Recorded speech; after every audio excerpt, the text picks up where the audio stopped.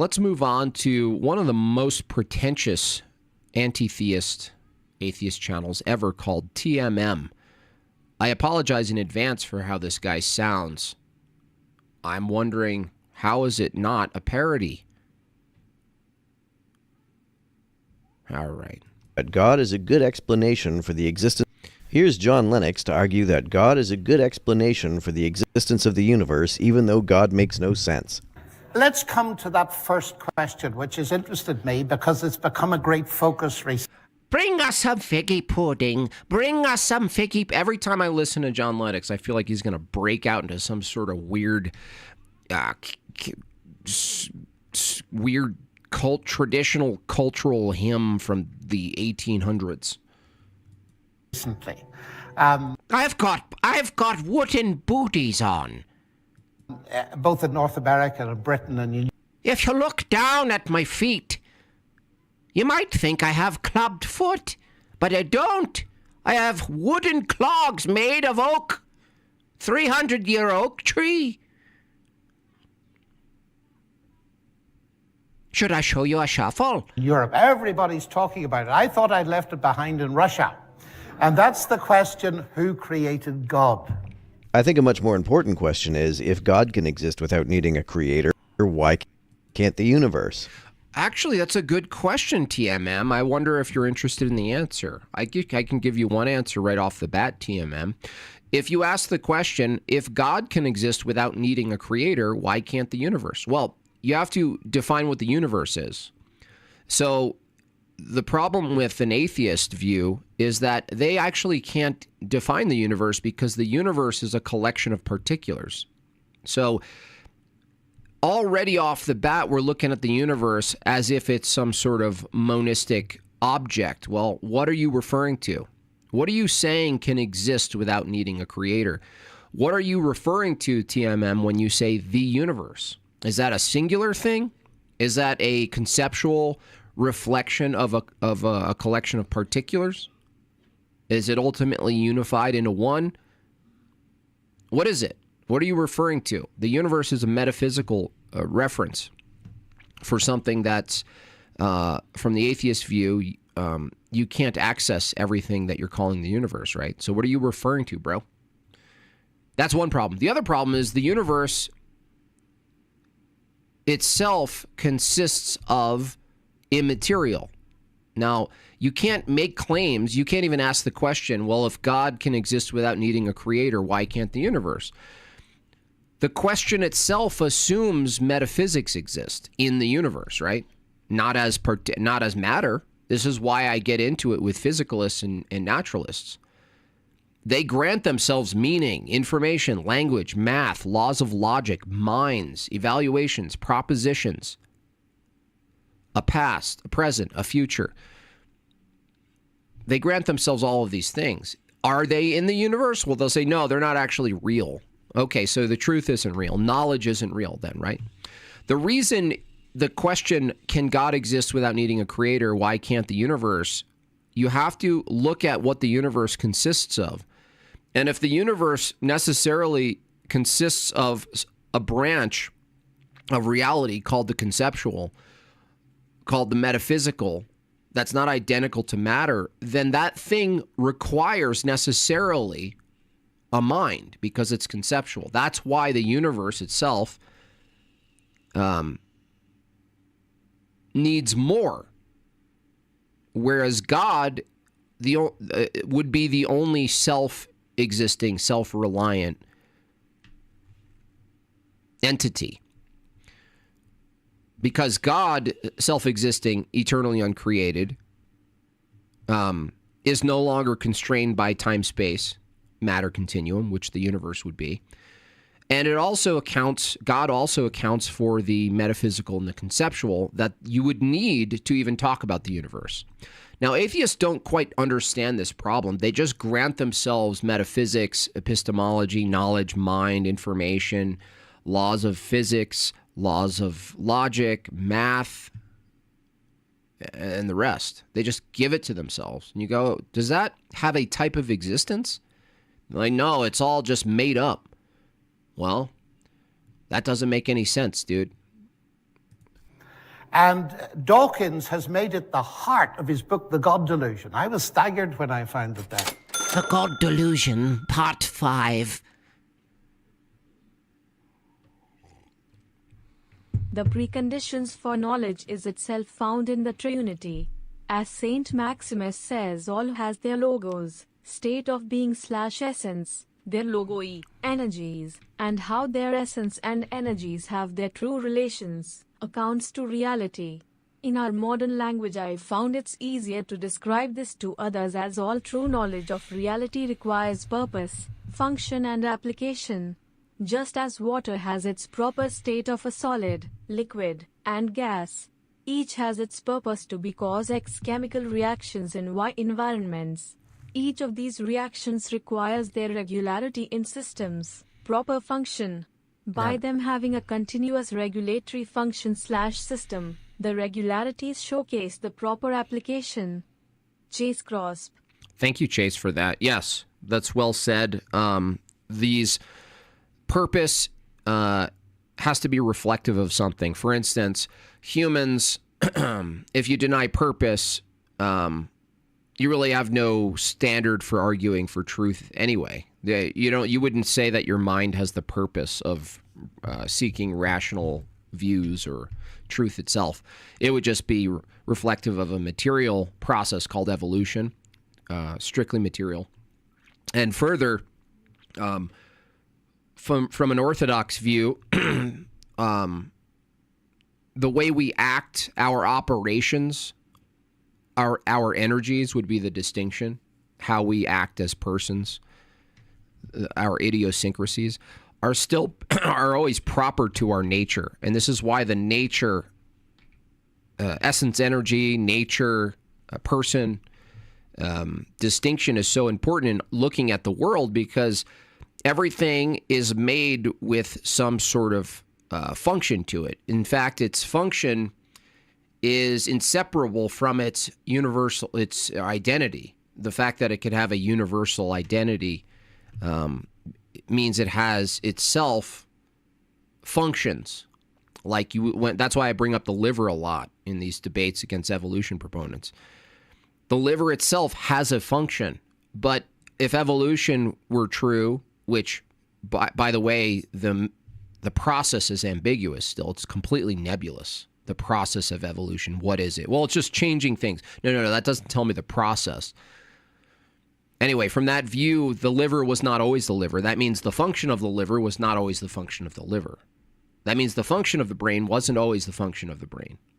So it has to have this fluctuating identity, and the identity is also correlative to its function. Its identity changes. This is why it's nominal. Everything's always changing. The process between point A and point B, A being the brain didn't exist in some sort of amalgamation of biological matter. Between point A of not having a brain and having a brain, suddenly the evolution proponent, the atheist, declares arbitrarily that now it has function. It's complete for now. The brain is complete for now. The heart is at the tail end of its process. Now it does a thing. Now it's complete, but it's also changing. You can't make sense of the world if you operate from a nominalist view where there is no universality between things that are like each other. That's it. It's like there's nothing, you can't tie it together without what Chase described, metaphysically, it goes to metaphysics, that the thing that unifies it, the only conception that can unify or solve the problem even of the one and the many would be the triune Godhead. What I mean about Russia, ladies and gentlemen, is I used to get this all the time in the Academy of Sciences when I was traveling out to Russia in the late 1980s and the early 1990s, you see, that it was almost the first. Oh, I'm gonna cluck my heels. I want to ride. I want to take a zephyr on a rainbow. Truther Cop. Hey, nice to see you. Haven't seen you. Jimbob, in honor of Talcott seeking world peace by the end of the year, that's hilarious. Will you forgive me for being upset with you that you threw Owen Benjamin under? I don't throw. Oh, no one has ever thrown Owen Benjamin under the bus. He happily goes right under the wheels himself. But God bless you and Jack Talcott. Good luck solving, creating world peace. Good luck.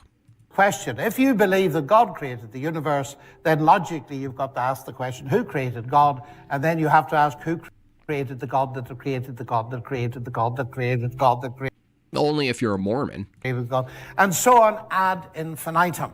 You might say that the universe needs a creator because it's contingent and God is not, but how do you know the universe is contingent? If you say it's because it had a beginning, well, that's debated by physicists. And since the universe is the space-time continuum, the universe has existed as far back as time goes.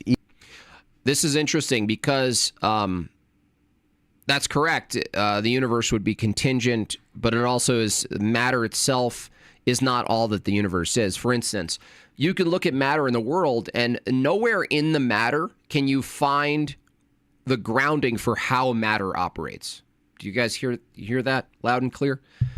When you look at matter, nature, look at rocks and trees and water, the things themselves, water, tree, rocks, animals, they themselves as a clump of cells can't justify how they operate, why they follow these laws, why is everything constrained by laws.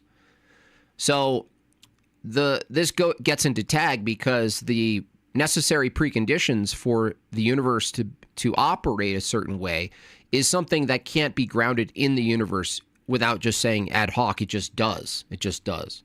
But that's a problem because from TMM, his view, this guy who never shows his face or debates one-on-one, this channel that I'm reviewing, there's no reason to argue that there is some sort of state of operations that produce life. That's what's so funny about their view. They're like, why can't I just have an eternal universe? And you go, why do you stop there? Why did you need a big bang? Why do you need a beginning point? Why do you need life to evolve from not life? Why can't you just have eternal life in the universe? There's no reason why you can't hold that view from an atheist position. But the same, even if you granted it, let's just for a second grant to the naturalist that the universe wasn't created by God and it always existed, but it always existed with everything it has in it. So you don't need to jump from non-life to life. You just have life forever. You just have it forever. Even if you grant that to them, they still have the same problem. They can't give you an ontological justification, like a justification for the ontology of non-physical things. That's their biggest weak point. That's why you need to tag them. That's why you need to presup them, which John Lennox argues from a classical foundationalist view, just like most of the popular Christian apologetics, which is why they're lackluster. They're more popular because it's easier to track for normies, but it's still classical foundationalism. You don't need to go this route. You just cut them under at the knees. You say, hold on a second. How does a natural world purely eternally existing, TMM, justify things like knowledge, metaphysics, the immaterial, logic itself? How does it justify logic? They don't have a justification. They just have to say, logic just is. Is what? They can't even tell you. Atheists can't tell you. This is why they get so annoyed. This is why I'm making this series, this call-in series, because they get so annoyed when you ask them, in what way does logic exist? In what way do these immaterial things exist? They don't. They certainly don't exist the same way an apple exists. Physical, material, structured. It decomposes. It goes through some elemental change, exposed to the elements. As Father Deacon Ananias would say, do you ever step in a fact? Have you ever stepped in a fact? You went outside, to enjoy the beautiful air, and oh shit, I stepped in something. What is that? You don't step in a fact. You don't step in knowledge. You don't step in truth. These are not material. And yet, here's the atheist going, well, show me evidence for God. What? Show you evidence for a non-evidential, non-empirical claim? You show me a human right, bro.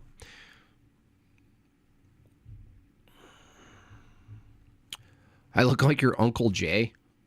Did he wear cutoffs? Is he based? I mean, backwards hat over 40 is super questionable. I gotta admit. Backwards hat over 40. I might have to... I don't know. I think that about beards. I think any man over 40, if he doesn't have a beard, it's super sussy. Doesn't make any sense. You start looking like a lesbian. If you're over 40 and you're a man and you don't have a beard, there's no way at some angle someone won't see a lesbian. It's just a part of the world.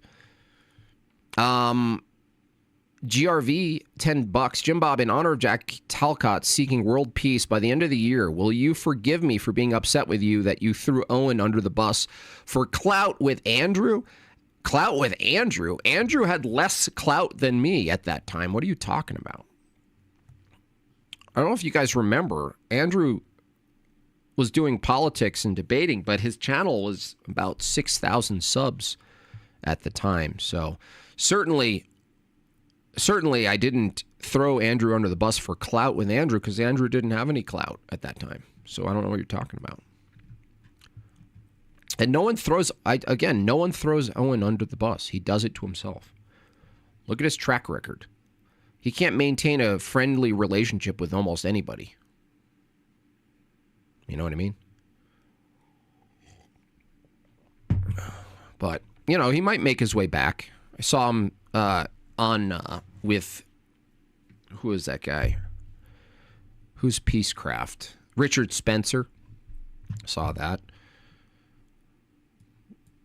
So who knows? He might make his way back to some Normieville podcast or whatever. I have a beard and people still think I'm a lesbian. That happens too, Mud. I'm sorry about that. That happens too. Anyway, let's move along with this. Even if there was a time before the Big Bang. So the only way that the universe could have a beginning is if time itself has a beginning. But if time itself has a beginning, then everything does, including God. No. That's a category error. If God is timeless, see, these people can't conceive, just because they can't conceive of a being or of a type of existence that isn't constrained by time, space, matter, they just go, no, I can't conceive of it, therefore it can't be real. Well, that would, if there are things that can't be real because you can't conceive of them, there are current geometric shapes. I forgot what they're called. There are geometric shapes. In fact, infinity, the mathematical concept, you can't fully exhaust conceptually, but you wouldn't say infinity, it doesn't exist just because you can't conceive of it. So silly. Snagglebeast, you silly bear people need to get over it.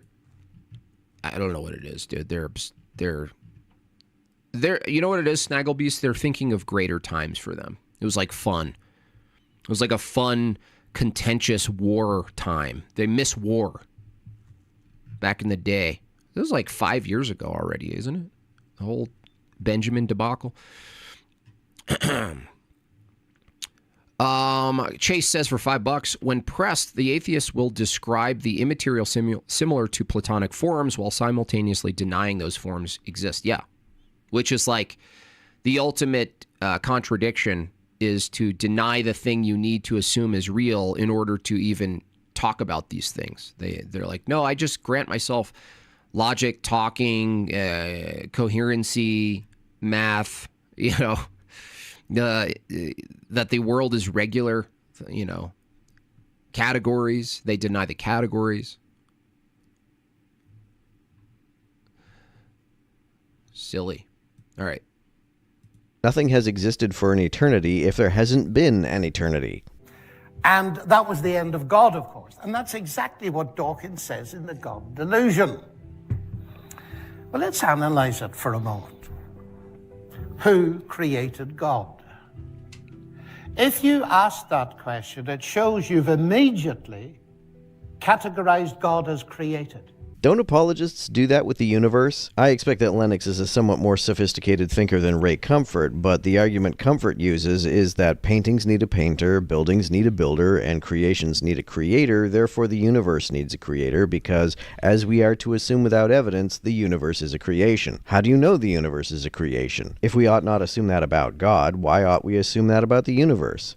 See, I wouldn't make that exact argument, so TMM is partly right here, but the problem is if you just restructure the angle of the argument, which would be more of a teleological position, which is things that have purpose, right? Things that have function and direction. The fact that we live in a universe that includes a conceptual realm to it, and the fact that things that we look at have purpose, that they actually have function. To deny that the function is downstream from a mind, you would the only alternative is that you would have to argue that function and high precision behaviors that have purpose, like the liver, I always come back to the liver or the brain or anything, that they come out of not function, which is backwards, because in order to say that something like the liver or the mind or the way nature behaves with function, that is to say it can be dysfunctional. It can be dysfunctional, which the atheist has to hold that, because they would argue that our views of belief in a God is a type of logical dysfunction or an irrational view, right? In order to hold the atheist view, you actually have to argue that the function you see today in our bodies, in our minds, in our kneecap, in our hearts, in the world itself, arises from dysfunction. Now, if God exists, there's a purpose to how life is. That if God exists, then you could actually argue that there's something called a dysfunction because there's a purpose. But if you argue that there's no purpose, you can't argue that there's anything dysfunctional at all. And if you argue that there's pure dysfunction or absence of either order or disorder, it just is. How are you going to argue like an evolutionary view, which requires a through line of repetitive functions? It's insane. And they actually have to argue, or at least concede, for my atheist in the chat, maybe you'll be honorable enough to do this. From this view, your own brain has no purpose. Your own brain has no purpose. Universe and everything in it has no purpose. The brain is in the universe. The brain has no purpose. Simple syllogism. So you're talking about a created God. Now you imagine if Richard Dawkins had written a book called The Created God's Delusion. I don't think many people would have bought it. Hey, Jimbob, thank you very much for the print. The dude, Evil Waldo, is one of the worst dishonest people. Yeah, he's terrible. His little giggling when he got nervous, he was in a little bit of a trap there. He got real nervous. Because I don't need him to tell me that created gods are a delusion. We usually call them idols, incidentally. See, the thing about idol worshippers is that they often don't understand that they are worshiping something they themselves have created. But you see, this question...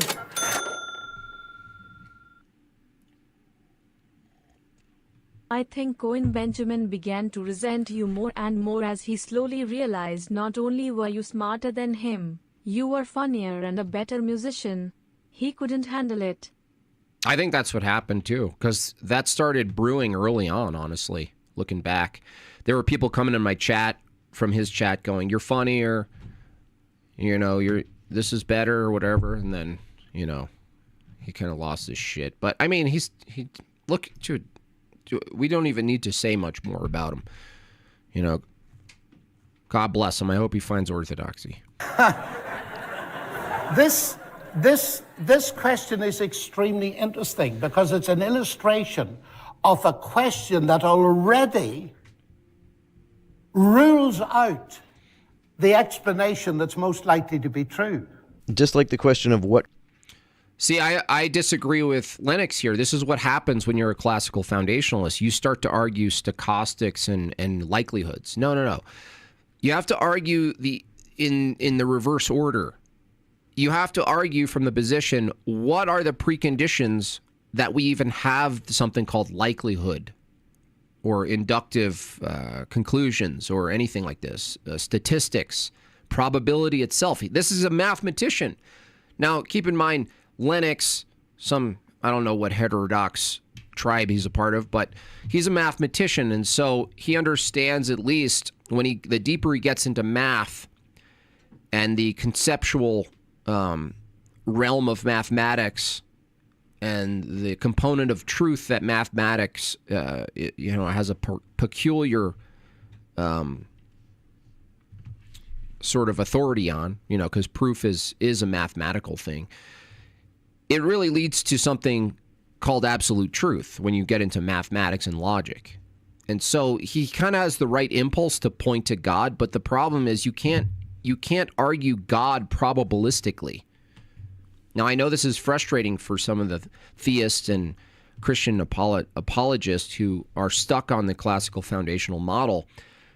You don't get to God from probabilism.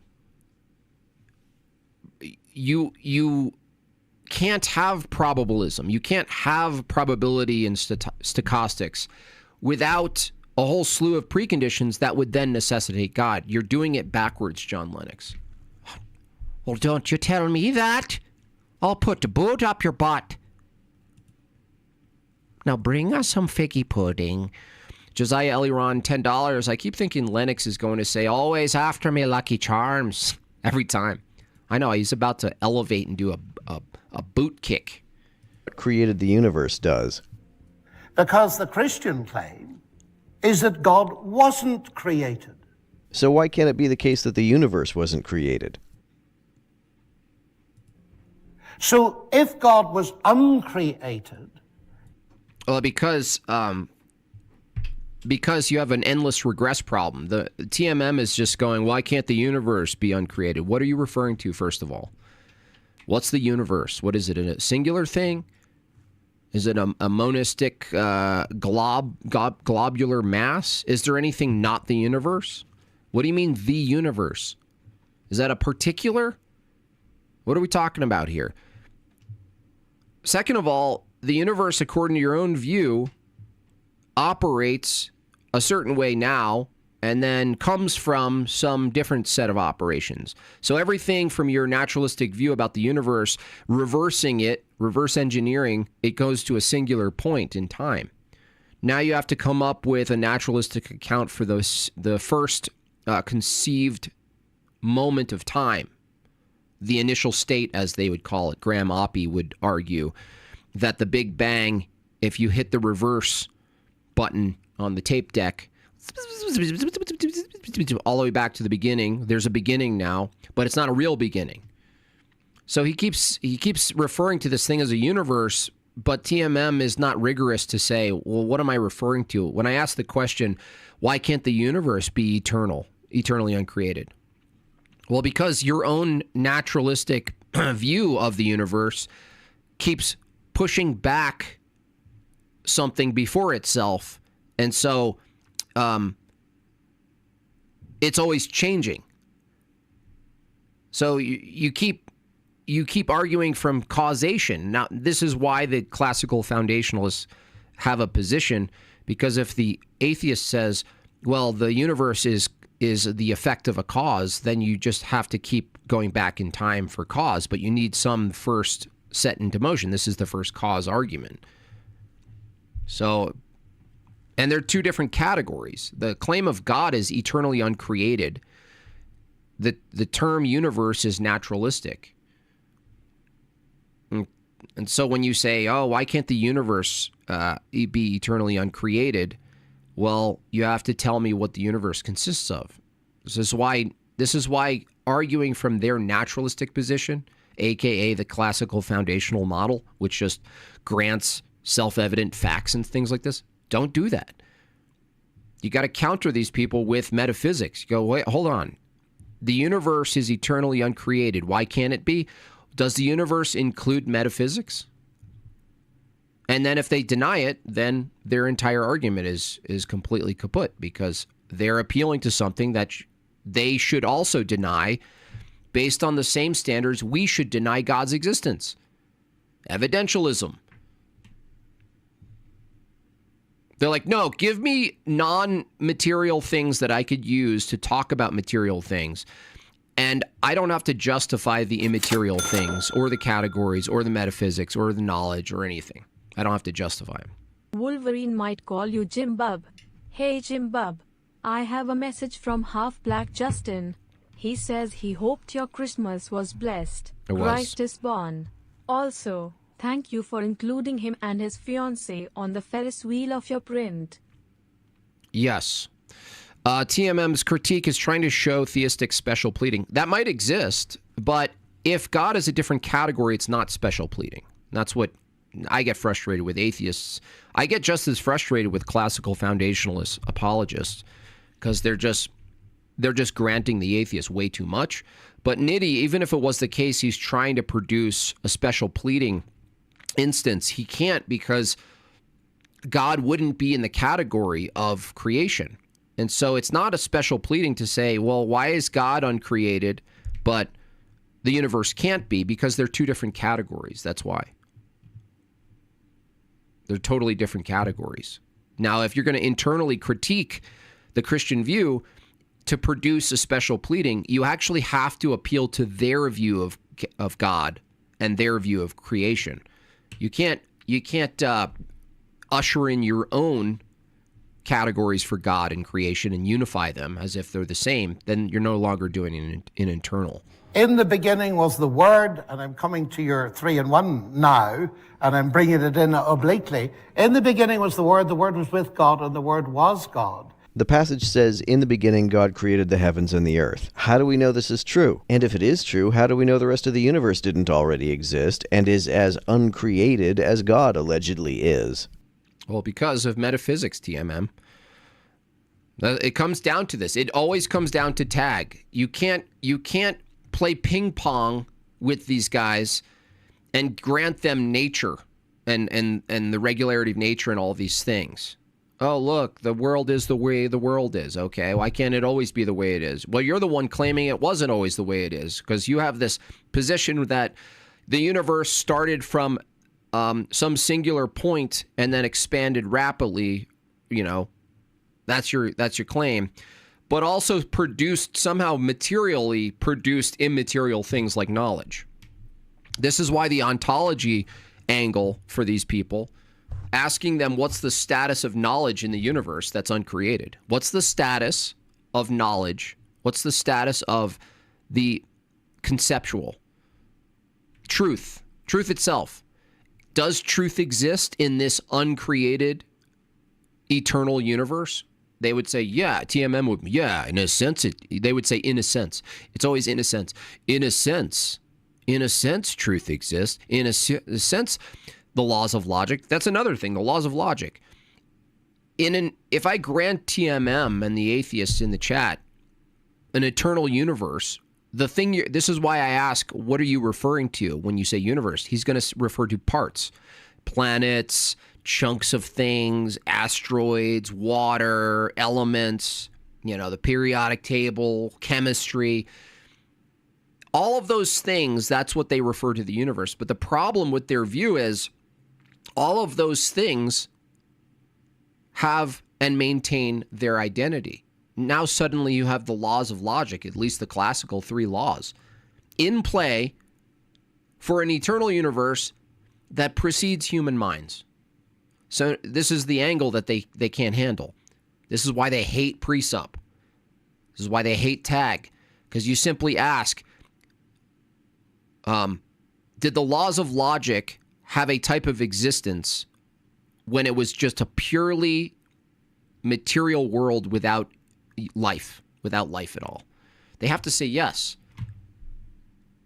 Well, sorry, dude. The moment you say yes, that the laws of logic still had their own type of ontology in a deep time view of existence before all humans, where objects maintain their identity in time. That means that there's still a conceptual element to reality before humans. Now, you can't justify that from a purely materialistic view. You can't. He already was. The universe is the space-time continuum, so whenever there is time, by definition, there is a universe. So any time God already was is a time when the universe also already was. So the central Christian claim is, and in Judaism and Islam, of course, equally, is that God is eternal. He says, look, see, this is the problem. Atheist here, who is our favorite troll. The elements evolved. Yeah. This is why I like atheists, because I hope he's actually a Christian, and he just does it so well. He embodies the atheist nonsense position so well. The elements, the regularity of items themselves, their identity changed, including the process that they're subject to. So all of the elements that normal things are subject to, the elements themselves are also evolving. So nothing is actually truly regular. Everything's nominal. That's the view. 16 months in Jortlandia. How do I secure a position of power to enforce my will on others in this place, Beef Castle? Well, I think you have to work your way out of a work visa, first of all. And then you might be able to secure yourself a wrench. And having a wrench on my channel is really exceptional because I don't police my wrench people at all. You guys could run off completely maniacal on your chariot of power, unbridled power, and I wouldn't say anything. Who cares? Ban everybody. What do I care? $50. Thank you so much. Very super generous super chat. That is a big super chat. It is. Happy late Christmas, Jimbob. May God bless you and your family in 2026. Cheers. God bless you as well. Thank you for that generous tip. The prints are awesome, Mudwork says. Thanks again. Mail lady bent the package. I saw that. That's unfortunate. Well, it was good that it was only that one spot, so I think you're in good shape. Which isn't possible unless time is eternal. You can't have existed for infinite time, which is what being eternal means, if there hasn't been infinite time. But if time is eternal, then the space-time continuum, in other words, the universe, is also eternal. Why then would the universe be in any more need of a creator than God? So he just keeps reciting this whole thing. Because, TMM, the universe includes immaterial conceptual things. Otherwise, you don't know what you're referring to. the question, by definition, doesn't even apply to him. And that's immensely important. The only way you can get anything out of it, then, in the negative sense, is to assume that everything is in the category of the created, but that's just begging the original question. Your position includes everything except God in the category of the created, which is... That's not special pleading, dude. This guy's so retarded, man. Your position includes everything except God in the category of created, which is special pleading. No, it's not. You retard. Special pleading is when you take something that's necessarily in the same category and you give one thing in that category a special status in contrast to the rest of the things in the category. Breaking up categories itself is not special pleading, you idiot. Oh, so he made a category between two things. That's special pleading. No, it's not.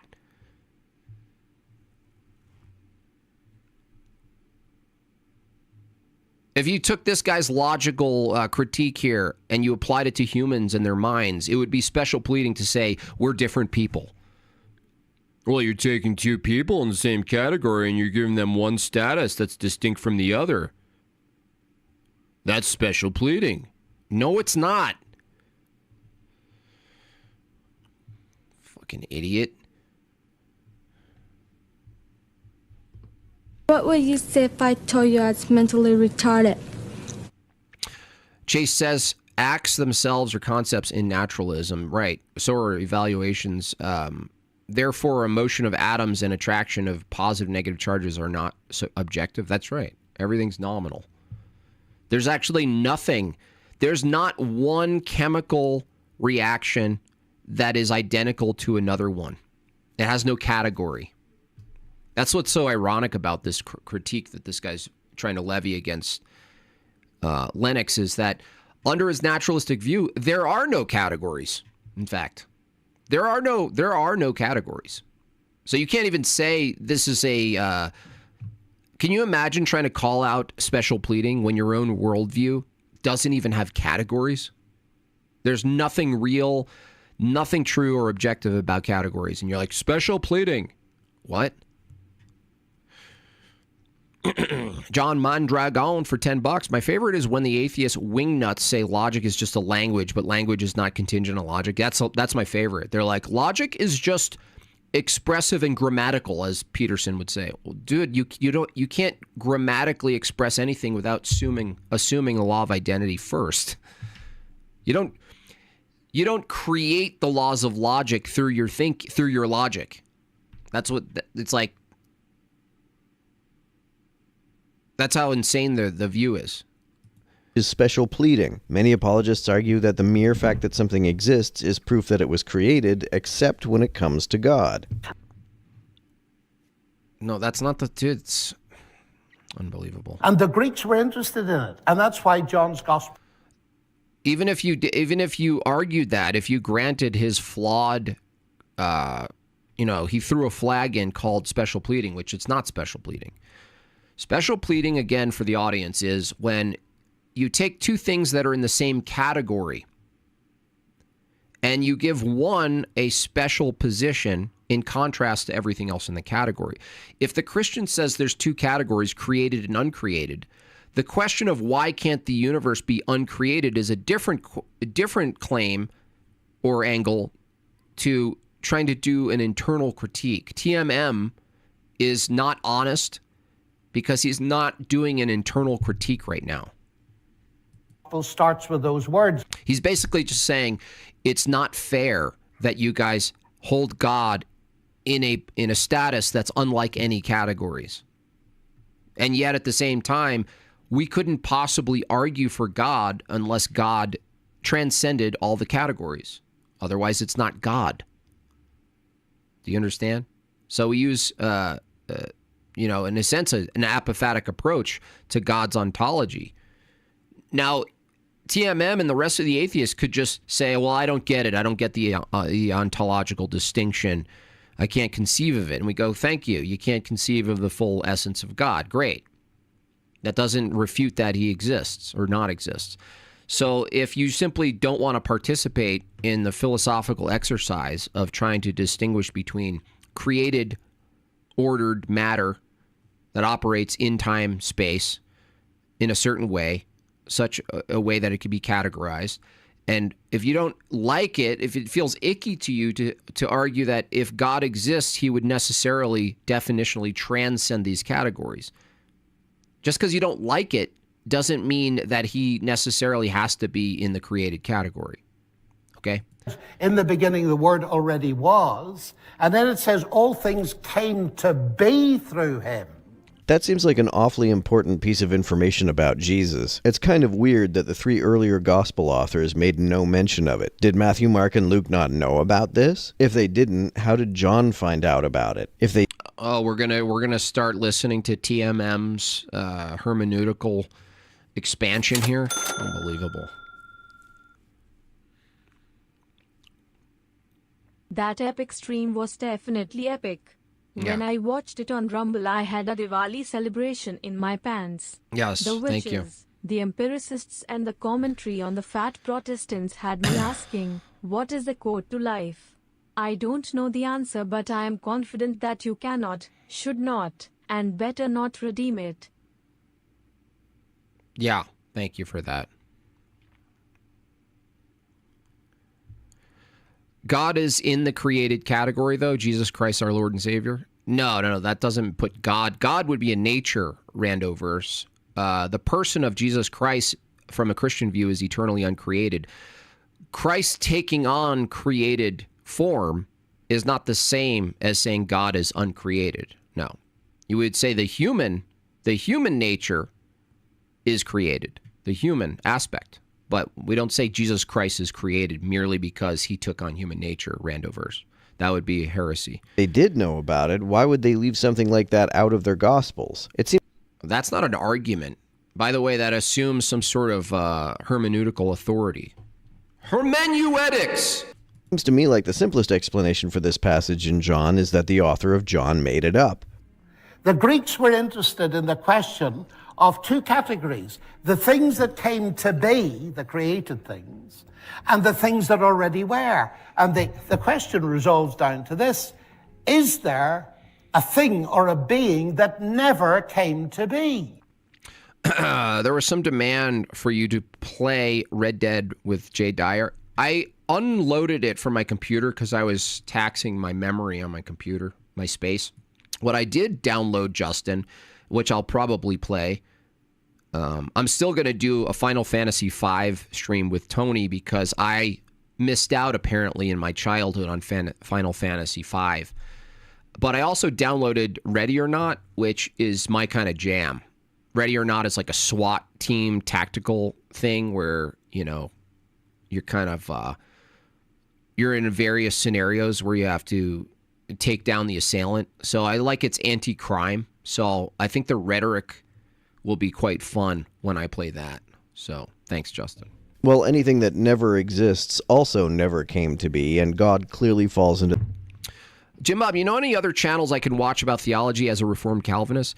I mean, there's so many to watch, but Calamity Tristan, my first invitation to you is simply go to Divine Liturgy as an observer, stay for coffee hour, talk to the priest, maybe sign up and go to one of the free classes about that, you know, the catechumens are participating in.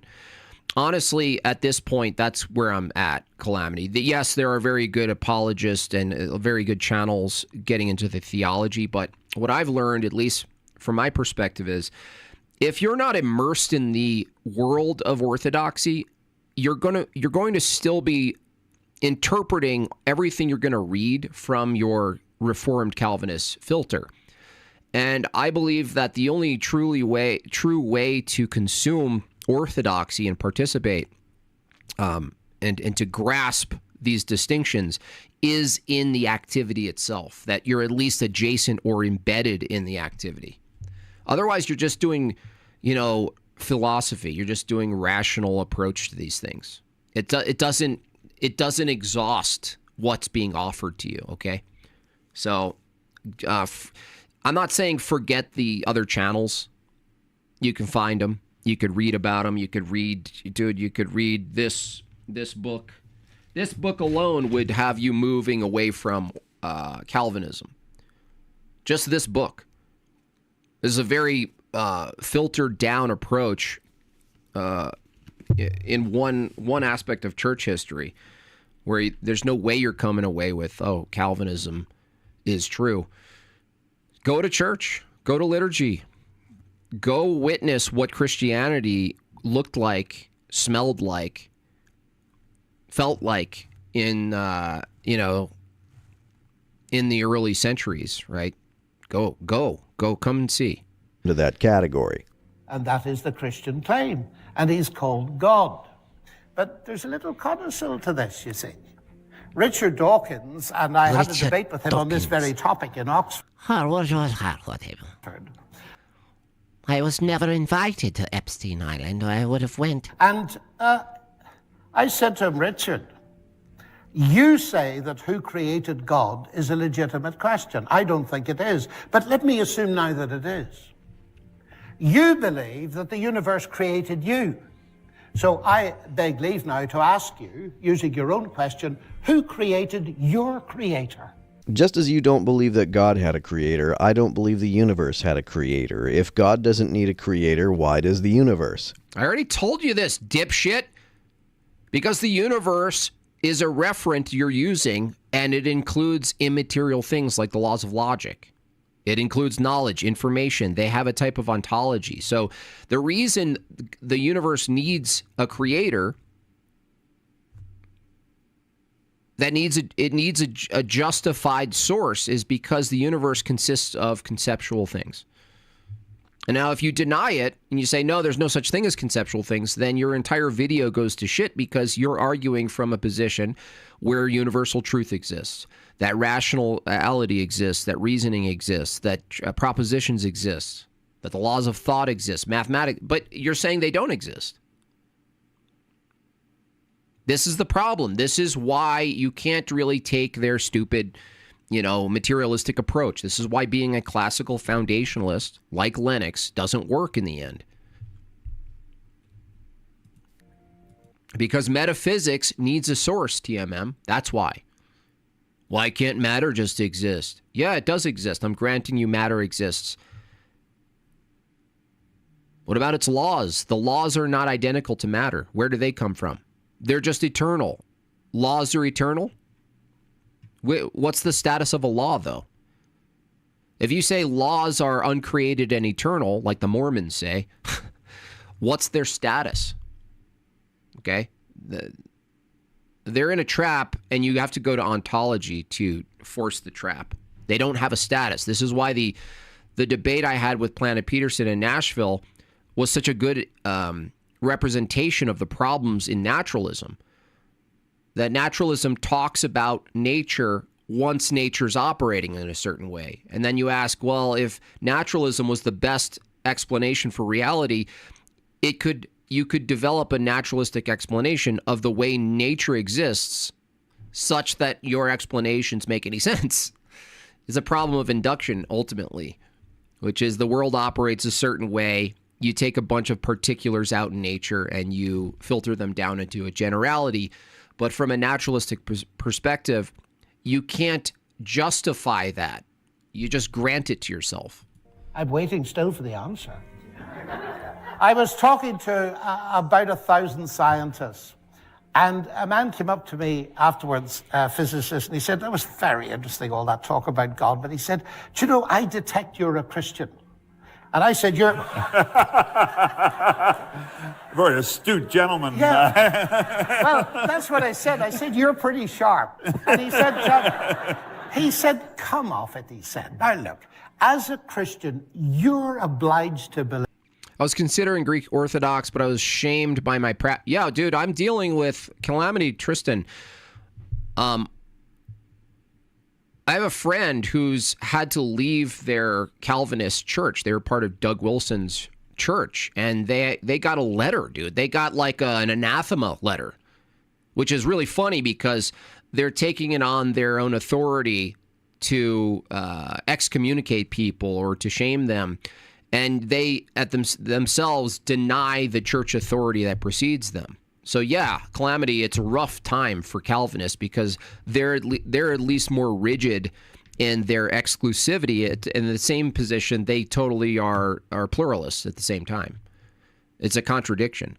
They get really crazy when they shame you for considering Orthodox, but then they don't have any reason because they would have to necessarily include Orthodoxy. So there really shouldn't be a problem with a Calvinist leaving their Calvinist church coming to Orthodoxy because ultimately it would just be a different expression anyway. So, calamity, Tristan, pursue Orthodoxy. There must necessarily, if you're a Christian, there must be a true church. And certainly Calvin's church, Calvin's theology was nowhere found in time, just like Mormonism. There's nowhere in the first century, second century, all through the councils, there is no iteration that points to Calvinism and its theology being true or even held commonly or even obscurely held. None of it. It's nonsense. So, go to liturgy, dude. Learn, and you know what the irony is, Calamity, or is that your name? Calamity? Whatever your name is. The irony is the deeper you get into the practice of Orthodoxy, the less, well, this isn't true for the early onset, what do you call it? Zealot, convert zeal. Yes, we all go through convert zeal, but as you practice and you continue, the less you'll debate your Calvinist friends. The more. It takes time, but like you'll get to a point where you start to see, well, there is a place and a time for debating, but ultimately they have to come and see. That's why we say come and see, because you can't assess the philosophical issues fully without grasping the wholeness, the life, and the mind of the church, the phronema. Like you can't, you're going to be missing the most important element of orthodoxy in your pursuit, in your inquiry of orthodoxy, if you're not there. You know what I mean? You're going to be missing a massive element. So that's why I say go first. Believe that God is a triunity, that Jesus was God and man. And he said, no, come on, you're a mathematician at Oxford. This is absurd. Well, the doctrine of the Trinity says that Jesus is God and God is Jesus. Hold on a second. I got to wait for TMM's account for his Trinity. Chase says for another 5, the preconditions of natural universe holds causality as a necessary condition for objectivity. Yeah. Therefore, the universe to be objective requires a cause. Yeah. Yeah, they just do endless regress. So this guy TMM goes, why can't the universe just be eternally uncreated? Well, because everything you think is the universe was caused by a previous thing you called the universe. So you don't even have a referent for the universe. That's my first critique. Why can't the universe singular? How did you get access to a singular thing called the universe? Are you doing metaphysics? Is this metaphysics? Yeah, I'm doing metaphysics by saying the universe. I'm trying to do an impression of this guy. The universe. Why can't the universe necessarily exist eternally? What's the universe? You know, out there. That's metaphysics, right? When someone says reality out there, Tom Jump, reality, the universe, they're actually doing metaphysics. That's why you get them on metaphysics. That the Father is God and God is the Father, but that Jesus is not the Father. This is what are you, Muslim? A logical contradiction. If Jesus is God and God is the Father, then by logical necessity, Jesus must be the Father. Oh, what a fucking retard. What an absolute What retard. would you say if I told you I was mentally retarded?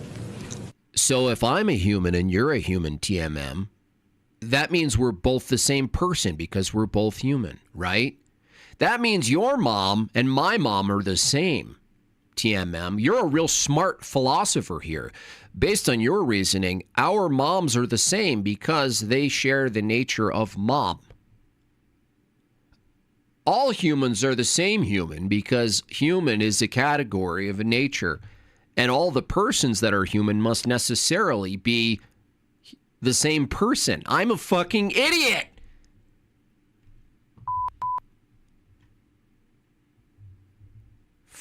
Retard. What did you go to a mosque this weekend?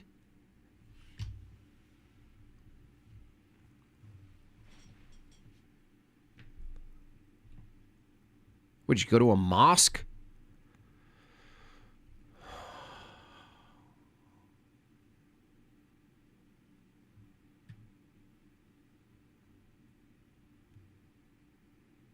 To say that Jesus is God and God is the Father, but Jesus is not the Father, is like saying that That's not what we said, retard. God is the nature. Person, Christ. Person. Holy Spirit. Person. Father. He's just going, well, God means singular person, and from my presupposition that God means singular person, the Trinity doesn't make sense. Fucking retard. Just an absolute retard.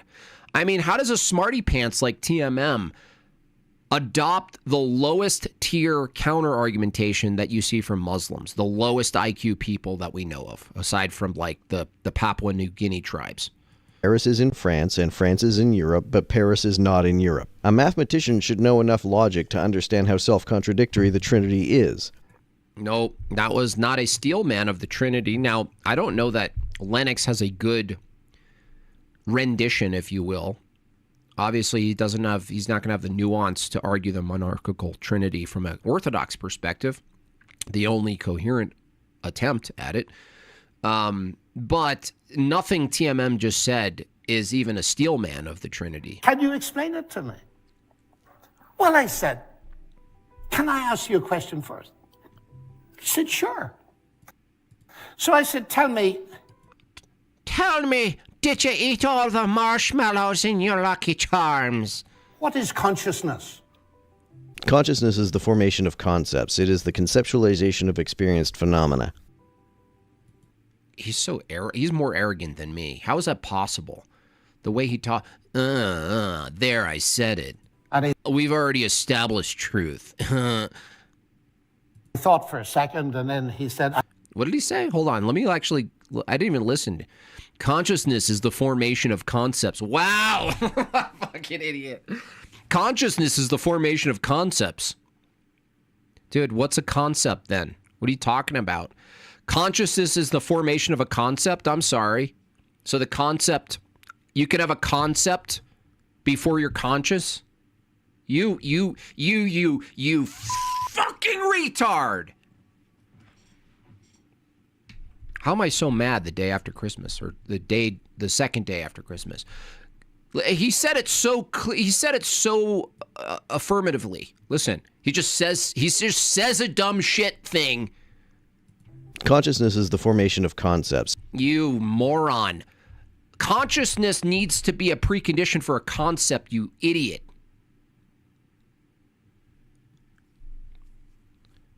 So how did you get consciousness from concepts if concepts require consciousness? Fucking moron, dude. You don't get to ask those questions. I hate these people. It is the conceptualization of experienced phenomena. Experience phenomena? I'm sorry. Consciousness is the formation of concepts. It is the conceptualization of experienced phenomena. Who's having the experience, you retard? Hey, TMM, who's having the experience? Is it a consciousness that's having the experience? No. The consciousness is the product of the experience. What's having the experience then? What are you talking about? These people, I mean, I swear, they need to be bullied out of existence. They need to be wedgied. They need to be thrown into a digital locker. He just says it so flippantly. Yeah, consciousness is the formation of concepts. Fucking idiot, dude. Justin Henley, who's half black, says the formation of concepts phenomenon, doesn't that mean he doesn't know? Yeah, he doesn't know. This is insanity. You have to be insane to hold these positions. and he thought for a second, and then he... You're like, oh, consciousness is the product of concepts. What's a concept then, TMM? Well, concept is what the consciousness is experiencing. That doesn't make any sense, dude. He said, I don't know. I said, that's okay. Let me try an easier one. It's a moron. What is energy? Energy is the capacity to do work, which Wait, what? in physics means a force causing movement. So energy is the capacity to apply a force which causes movement. He says it like he figured this out. No. Energy is still a philosophical, metaphysical concept. There's nothing you can point to that's identical to what you call energy out there in nature. A capacity? I'm sorry. What's a capacity? These fucking people, dude. And he's so flippant with his level of arrogance. Energy is the capacity to do, quote, work. What are you talking about, work? Force causing movement. That's what, so energy is potential? I'm sorry, what is the natural, what is the ontology of potential in naturalism? It doesn't even have a shelf. It doesn't even have a category. Give us a smile. Yeah, give us a smile.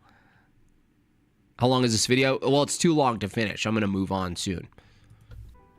Well, he said, I'm a physicist. I can measure energy. I could use it. I said, you know, that's not my question. What is it? He said, I don't know. What a shitty physicist. No, dude. Unbelievable, this guy. It's just unbelievable. It's unbelievable. What a shitty physicist. No, the physicist can't tell you the ontology of energy. You're actually thinking the expression, the thing you see in the world, like things moving, like a rock falling. You're like, there, that's energy. No. The expression of energy, we can grant you what you're calling the expression of energy. That energy was required. What energy is different. Oh, I said, that's very interesting. You don't know. Tell me, I said, do you believe in consciousness? Yes, he said. Do you believe in energy? Yes, he said.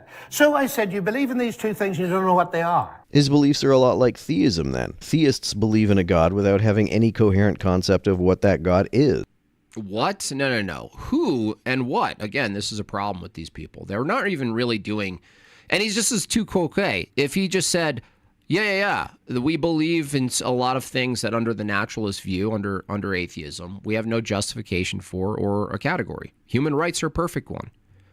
I mean, it doesn't take much. I literally made an animation trying to make fun of people like TMM who appeal to immaterial things, and then under their own view, they're like, well, I shouldn't actually believe in these immaterial things, but I do. But you shouldn't believe in God because he's immaterial and I can't make sense of him. You shouldn't. Look, this has been a valid statement against atheism that none of them have been able to counter, not a single one. And it's this: any argument the atheist levies against believing in God, against God's existence, they're all going to be evidential. Any criticism, any reason the atheist comes up with to argue against the existence of God should also be used to argue against the existence of truth. Now, it just happens to be the case that under a Christian view, truth and God are synonymous, and we can argue why.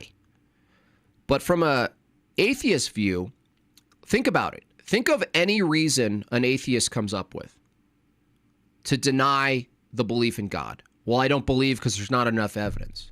Well, I don't see any reason to believe in God as a necessary thing that exists in the world.